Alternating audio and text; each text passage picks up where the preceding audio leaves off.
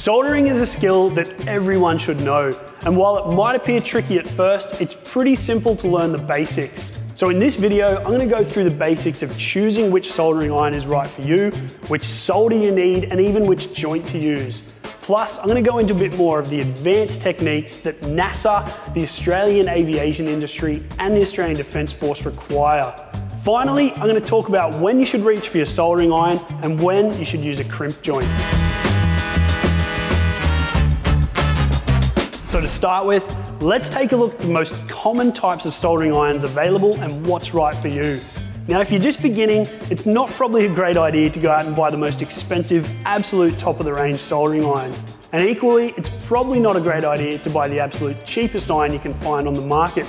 They might not regulate heat correctly, or they might not even heat up enough. So as always, do your research. The next thing to look at is how your soldering iron is powered. The most common is 240 volt, and that's perfect if you're at home or in the shed, but they're slightly more difficult to use if you're on the move, as you'd need an inverter to power them. There are 12 volt soldering irons that'll work in your SIG socket. There's also rechargeable battery types that are portable. There's even gas powered types and those that run on AA batteries. Some soldering irons have adjustable temperatures. Some have multiple levels like low and high. And others are simply on or off. Another thing to look out for is the power of the soldering iron or the wattage, and they might range from 6 all the way up to 500 watts. The ideal power depends on what you need it for, with up to about 60 watts an ideal size for small components and small wires. 60 to about 200 watts is ideal for general vehicle and automotive use, and anything bigger than that really isn't required for DIY jobs. But do think about the power and how often you're going to use your soldering iron in a session.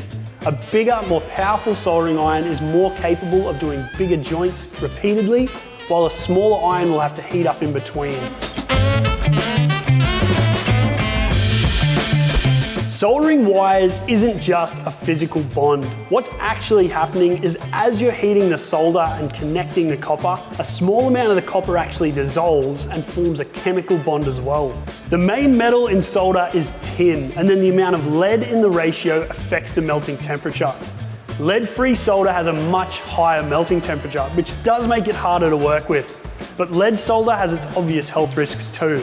Whichever solder you're using, make sure you use a fan, and if you are using leaded solder, wash your hands after you use it. You might also see that some solders are advertised with having a flux core. Now, flux is required when you're soldering. It's designed to prevent oxidization of the metal. It actually boils, lifts the oxidization off, and allows the solder to fully penetrate the joint. You can buy it without a flux core as well, but that means you'll need to use separate flux.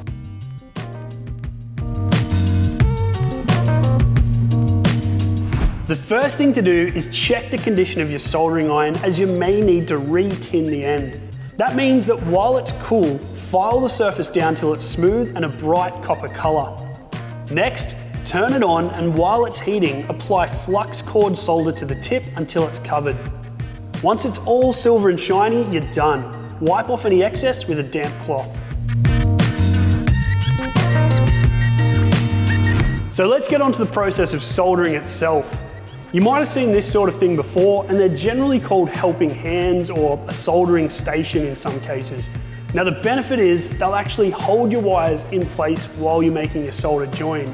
The second benefit is that after you've made the join, they keep those wires nice and firm and in position, which is really important for an effective joint. Now, when you actually come to soldering, there are a couple of standard joints that most people would know and use. The pig's tail, the standard twisting joint, and the mesh splice. These are all used fairly often.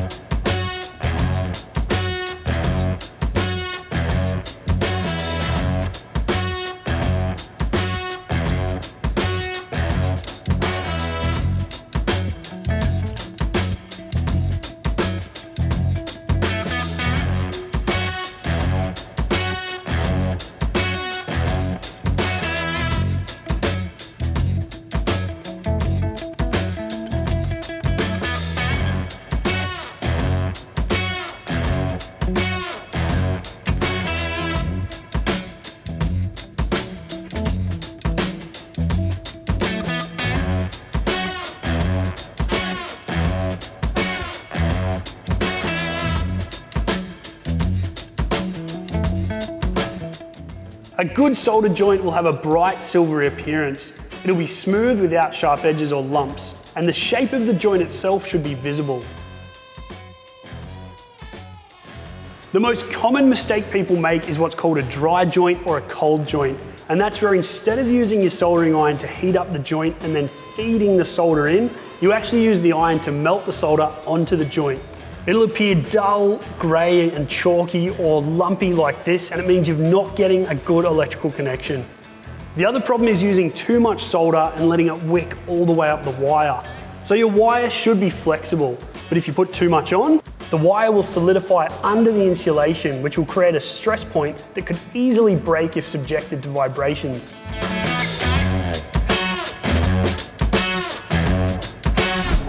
Now there's a solder splice out there that everyone says NASA approved, or the way that NASA does their soldering joints. What they fail to mention is that it's not designed for use with multi-strand wire. It's actually designed for single core solid wires like this, which you're not going to use in your vehicle, so it's not that important for our application, but here's how you do it. Once they're tinned, you're going to need to fold them over each other like this, then wrap one side at a time around the opposite wire. Once it's done, coat it in solder and then seal with some heat shrink. If you have a look online, you can find a really comprehensive document that NASA's put together of all the requirements for their wiring, connections and soldering. Clearly I don't work for NASA, but it is interesting to see exactly where you've gone wrong. You'll also see that they suggest some pretty interesting solder wire joins, including the lash splice, where one wire lays on the other and then they're lashed with thin single wire and they're soldered together. So when should you solder a joint and when should you use a crimp? Well, at the end of the day, so long as you make sure you're doing a good join, either method will work well. However, for really high-end stuff like automotive manufacturers, NASA, the Defense Force and aviation, they generally steer away from solder and use crimps to splice or join wires. That's because of what I said before with wicking, vibration and reducing that flexibility, which leads to cracking and breakages. Now, make sure you're using the right crimps if you are going to use a crimp. Don't use wire taps or scotch locks like this, you're not going to get a good connection. Make sure you're using the right crimp for the job and good quality crimping tools. Whichever option you use, make sure you use heat shrink or some insulation, not only to protect the joint from short circuiting, but also to prevent any water or moisture getting in there and oxidizing. Now the other benefit, particularly on soldered joints, is that it reinforces the joint and the wiring. So if you do have any wicking, it's going to move that flex point further up the wire, preventing it from damage if it does vibrate. Now that you've seen the basics and some of the more advanced techniques, the best thing you can do is practice until you start getting repeated good results. And these simple skills should be all you need to make your own circuits and do your own repairs to keep you out of trouble. As always, take a minute to check out the rest of the channel. We've got plenty more 12-volt videos, as well as full driving, camping and camp cooking tips and tricks that'll help you full drive and camp better than ever.